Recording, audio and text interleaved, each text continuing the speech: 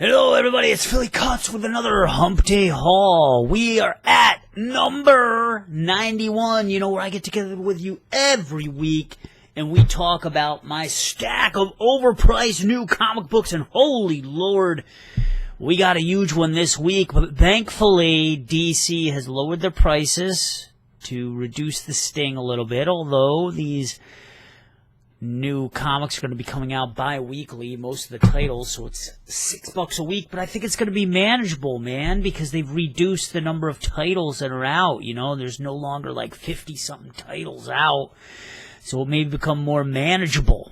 So, I want to thank all you guys for watching. I'm a little bit behind on answering my comments, your comments, actually.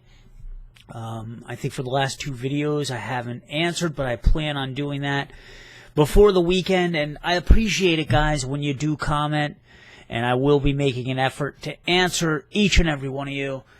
I like to know what you're liking, what you're disliking, what you're reading. Maybe if you're reading the same comic as me, I would love to hear your thoughts about it. Or maybe, you know, what you're reading that I'm not reading that you could possibly turn me on to. Alright, we're going to start with DC. We got Action Comics, and look at this, peeps. Number 957. Yes, the original numbering is back for both Action Comics and Detective Comics. And it's hard to believe that in about 2 years, we're going to be hitting issue 1,000 in less than 2 years, and that's going to be a momentous occasion. So, we got Action Comics. Lo and behold, what is going on in this world of Action Comics? Well, if you just read Justice League number 50, I believe, you'll have come to an understanding that Lex Luthor is now the protector of Metropolis, a position that he's wanted for a long, long time. But pre-52, Superman has another idea coming. He kind of hears this over the news that Lex Luthor thwarts gunmen wearing the House of Gael crest. He doesn't like that too much. He shaves his beard off very quickly and flies out of his house to go down and talk shop with one Lex Luthor. Now, the cool thing is, writing this title is going to be Dan Jurgens. He had some extensive work in the mid-90s on Superman. So that's a treat. But it's going to be interesting to see how this plays out between Superman and Lex. And yes, they talk shop right in this issue. There's no waiting. And Superman is not very pleased and gives old Lexi a little bit of a love tap there into a school bus, of course. But the other interesting thing that's happening here that I hope we get some answers to shortly, Clark Kent is watching these two do battle? Now, what is up with that, right? New 52 Soups is dead, right? So who is this Clark Kent doppelganger? We're going to have to just wait and see. And another minor spoiler, but I'm not going to tell you who it is. There is a big-time villain reveal at the end of this issue, so it's going to keep you on your seat, the edge of your seats. So hopefully Superman's going to be back in form, man. I'm hoping. All right, now another one. Detective Comics number 934, baby. So what's that? That's going to take us, what, about 3 years to get to 1,000? Nonetheless, this is going to be shaping up to be a team book. Now, what we have at the beginning of this is very interesting. There are a group of young vigilantes around Gotham.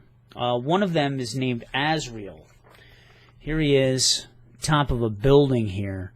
And it turns out that he is being pursued by a Batman. Not the Batman, but a Batman.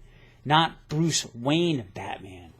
And this Batman is a bit more creepier and a bit more ruthless.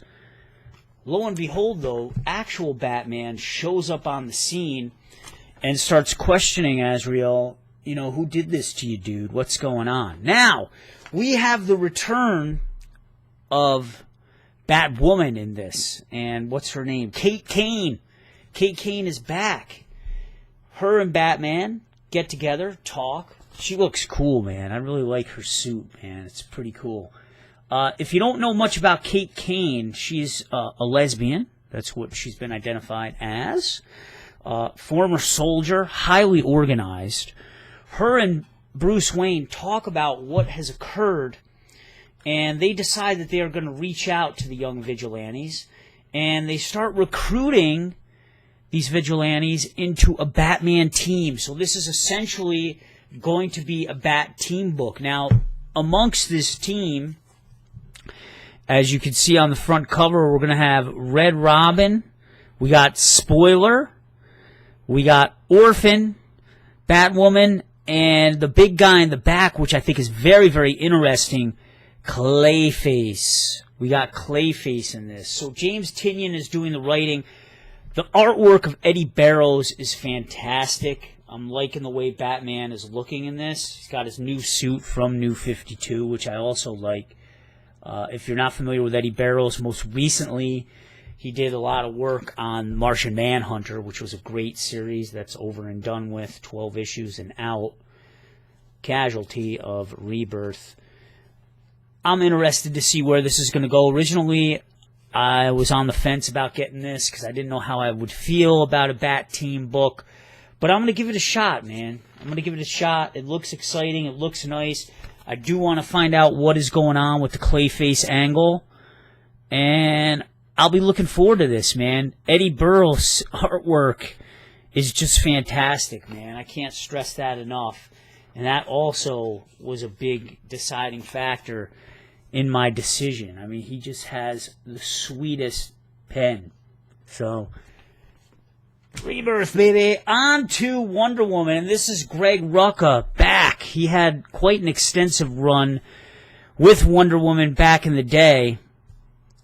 I guess the main overall theme of this book is going to be Wonder Woman's search for truth. Now, many people were displeased with how Wonder Woman turned out in New 52, although some people quite enjoyed Wonder Woman New 52. I didn't have much exposure to Wonder Woman in New 52, only through reading Superman, and when I was reading, Superman story arcs, most recently Last Days of Superman, they had some crossover issues that bled over into Superman and Wonder Woman. I know that Wonder Woman certainly had a thing with New 52 soups, but this is her search for truth. Now, after the Darkseid War, this explores the fallout from that and the ramifications that it has for Diane. She's looking great, peeps. Strong, powerful, but she has a problem. She can't distinguish between reality or delusions. She kind of realizes this in a way, although that wouldn't really be a delusion. She's got to sort things out. We got appearances of some of the gods in this, which is classic Wonder Woman. And I'm just really looking forward to see if Greg Rucka can bring this title back to Wonder Woman's stature that people have been longing for. Can he right the ship?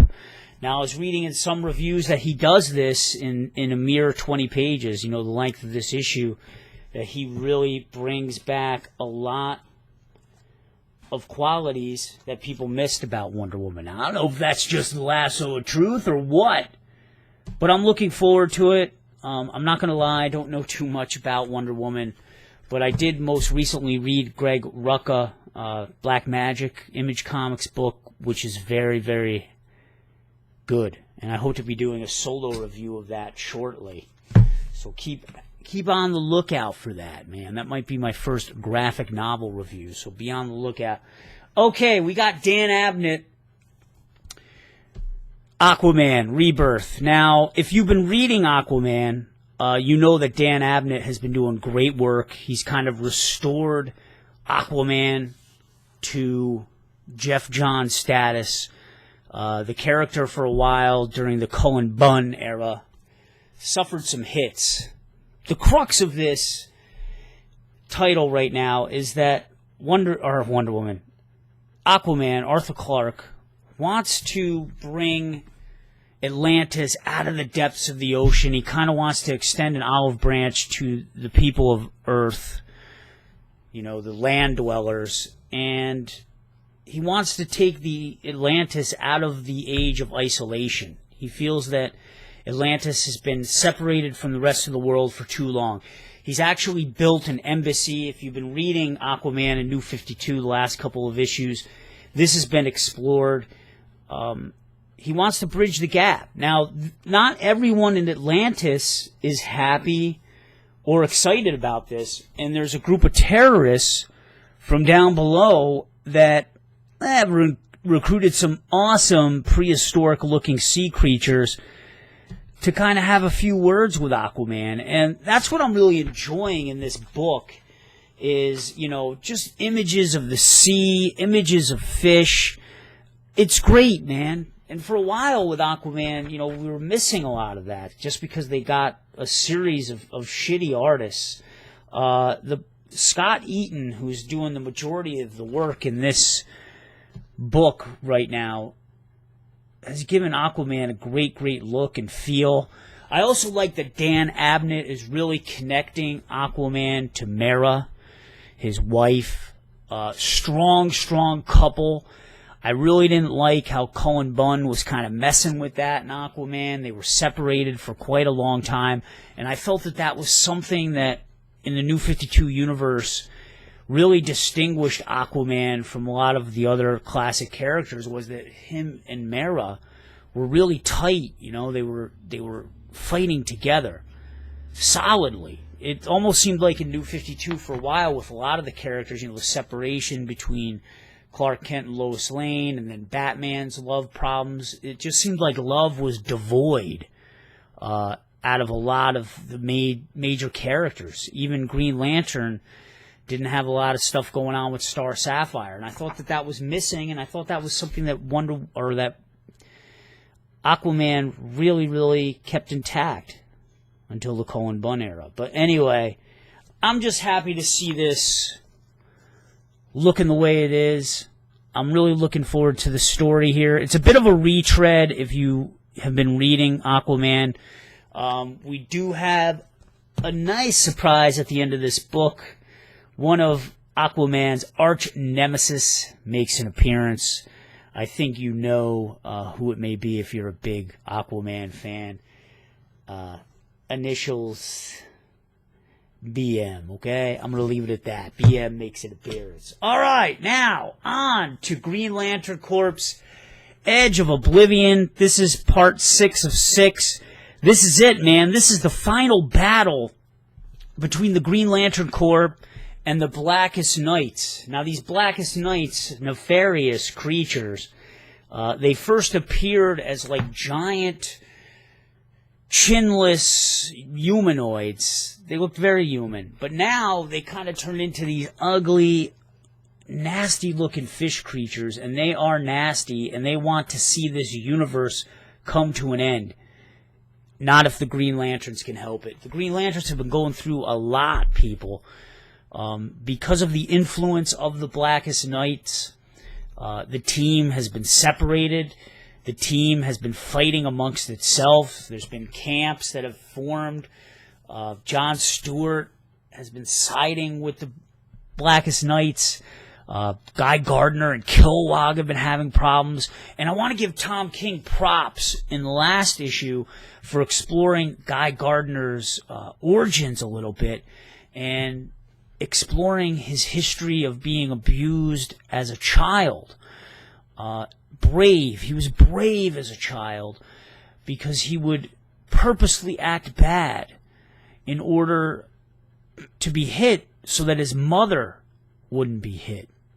You know, he kind of did that as a distraction. He cared so much about his mother that he didn't want to see her get harmed. So I give Tom King a lot of props for exploring that. You know, that's pretty deep and pretty heavy stuff for a comic book. The artwork in this by Jack Herbert looks great.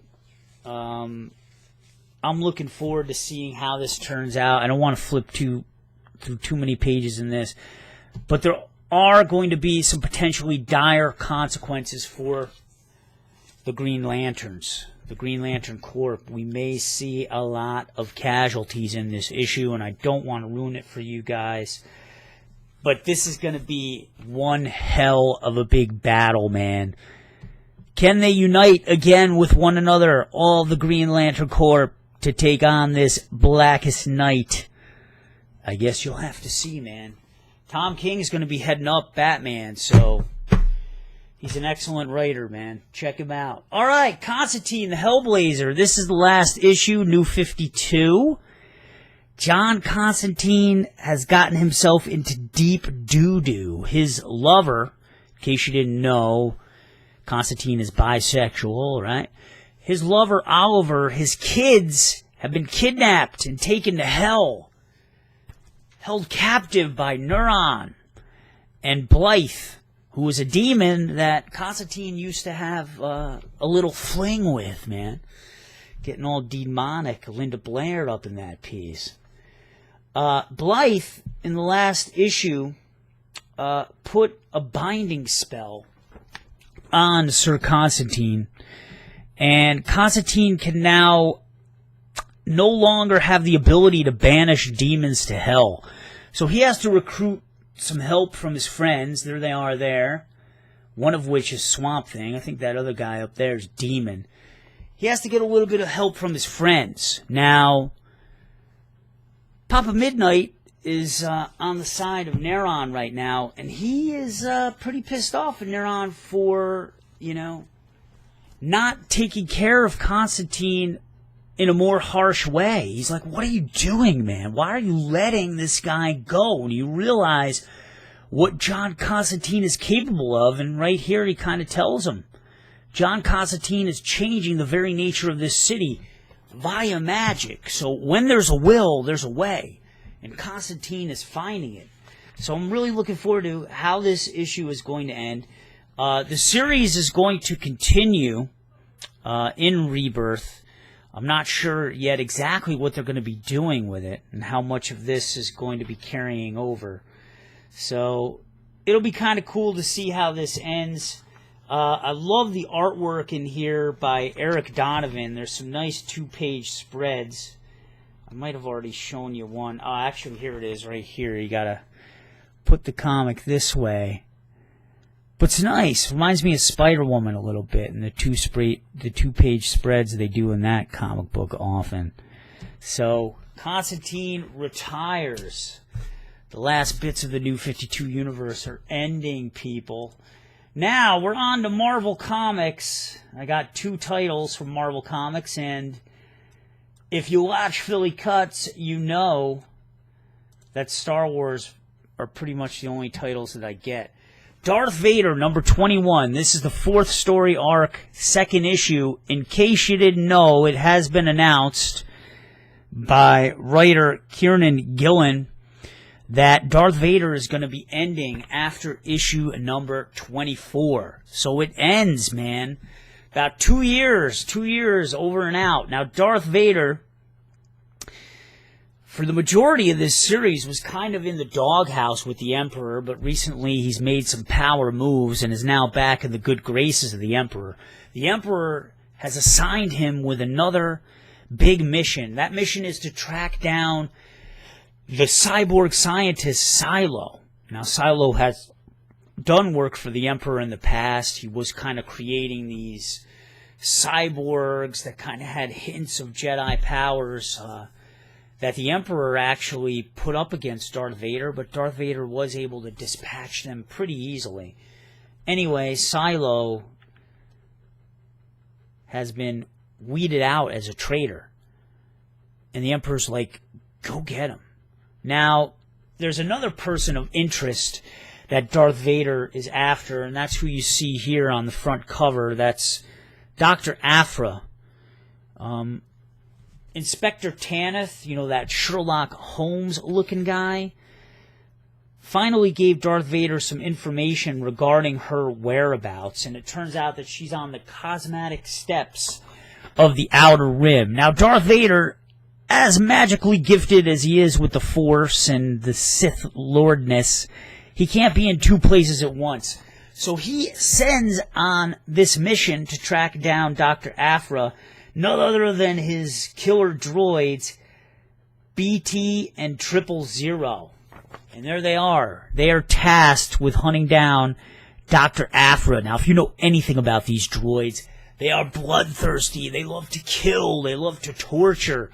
And they like to be creative when doing it. So what I'm really looking forward to is seeing what kind of fights and hijinks they get into.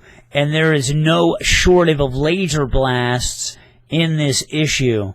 So when the smoke clears, I can't wait to see what happens. I can't wait to see how Dr. Aphra gets out of this mess if she does. So I think it'll be interesting to see what happens. And Darth Vader gets in a heap of trouble when he fights a Rancor that has been augmented with cybernetic implants by none other than Silo. So brings back shades of Return of the Jedi, when Luke Skywalker had to defend himself against a Rancor with nothing more than a couple bones. So I guess we'll have to see how Darth Vader does with that. Okay, now on to some new characters in the Star Wars universe. We got Poe Dameron, number 3. Poe Dameron and his Black Squadron of fighter pilots have been sent on a mission to track down Lor San Tekka, who's an explorer who knows the whereabouts of Luke Skywalker. Now, if you saw the Star Wars movie that just came out, Force Awakens, you understand the importance of the Rebel Alliance, the importance that they have to find Luke Skywalker. So it's kind of cool to see the backstory going on here of all the stuff that's going on in order to track Luke Skywalker down. More interesting to me, though, is the introduction to a new character who's part of the First Order, the Empire, Agent Terex. He's an intelligence officer. Here he is right there. And he reminds me, this bald guy, he reminds me of Sinestro a bit. He's a bit kind of flamboyant, very assured in his own abilities, confident, cocky. I like him, man. He likes to talk, but that's okay. And he thinks very, very high of himself. So him and Poe Dameron kind of have a battle of the wits. There's this egg that is being worshipped by a group of people. And in this issue, the egg hatches. And lo and behold, there's this giant being in there, known as the Savior. But wait, there's more. There's not just this entity in there, but there is another, darker entity in there as well. They didn't give the name of this entity, but those two things start fighting. So it'll be interesting to see how that pans out, people. What happens if the dark guy wins, man? I don't know. I guess we'll have to wait and see. The other cool thing is that in each issue you kind of get tidbits of the universe. I like how Terex threatens Poe Dameron, saying that he's going to take him to a First Order tribunal. That, Poe, you're a criminal. I'm going to bring you in. And it's kind of interesting and makes you wonder, geez, I wonder what the hell a First Order tribunal is like. I have images of when James T. Kirk and Bones in Star Trek VI were going before a Klingon court, what that would be like. And it just, conjures up your imagination a bit. All right, Image Comics, I got one issue. Joshua Williamson, writer. Birthright, number 16, the new story arc begins, and this has been on hiatus for a couple months, man, and you try to rack your brain, you try to remember what happens. Mikey, who got the crap beat out of him, Mikey is right there. Remember, when he was on this earth, he disappeared as a little boy, only to reemerge a year later as this massive hulk of a man. He got the crap beat out of him a couple issues ago by a mage known as Samuel. It turns out that Samuel, I may be saying the name right, but it turns out that Samuel, this mage, is their grandfather. Now, the grandfather had no clue that that was his grandson, Mikey, who he was beating up. In this issue, this all comes to light. There's Mikey's father, the guy in the striped polo, cranking Samuel right in the face, and he's pissed off because this guy, Samuel, abandoned the family. So we have yet another layer of dysfunction that is being added to the Rhodes family. And that's kind of like the overlying theme of this book, is that can this family get back together, work together to do what they have to do? Because as it's turning out, as it's shaping up, that this family is not going to be able to get through this unless they come together. So I'm liking that. I'm liking that overarching theme. And in each issue, you do learn more and more about the universe. In case you didn't know, Mikey is possessed by entities, and it looks like we got a little battling out Poe Dameron style going on there. So if you're into high fantasy, brother, check out Birthright. You can't go wrong. My only complaint, like a lot of things for Image, the books are just too damn short. You know, you get through them too damn quick. All right, on to Dark Horse. I got 3 titles. We got Abe Sapien, number 34. Now, this is being billed as a solo story that is going to give you more insight as to what Abe Sapien's destiny is. You know, a showdown is a brewing between Abe Sapien and the 200-year-old necromancer. Oh my God, I can't remember his name. Gustav Strobel. It's been the setup now for the last like 3 or 4 issues. They actually met up and did battle a little bit in the last issue. Abe was able to bail because he had to. He ended up jumping out like the 3rd-story window of a building in order to escape Strobel. What I thought was cool was that Strobel had kind of a henchman with him, like his muscle. He was like this big, strong guy. Kind of reminded me of Roger of BPRD, the homunculus, who's just a strong, hulking beast of a man. He kind of had a lot of insight into tracking down Abe Sapien and finding where he is. Well, in the last issue, it kind of turns out that this man, this muscle man, was trying to help Abe, and he actually tried to warn Abe to get the hell out of Dodge, to get away from Strobel. But then Strobel ended up killing him. So that all happens last issue. Check it out. What we learn in this issue, though, is that Abe Sapien is not only imbibed with the spirit of Landon Call. If you recall, Abe Sapien was once human. 19th century Landon Everett Call transformed into Abe Sapien after he touched an egg. But it turns out that there is another spirit inside of him. And I don't want to ruin it for you guys in case you want to check this out. But if you've read BPRD, you'll understand some of the connections that are going on in here. Honestly, I don't see how they can build this as a standalone book, because you kind of need to know a lot, and I mean a lot, about what is going on in this universe to really understand fully what is going on here with the whole Path of the Left Hand stuff. But if you've been reading BPRD, you'll certainly recognize this tribe of people here. And yes, they do have a big-time connection to Abe Sapien and that third entity that's kind of living inside of him.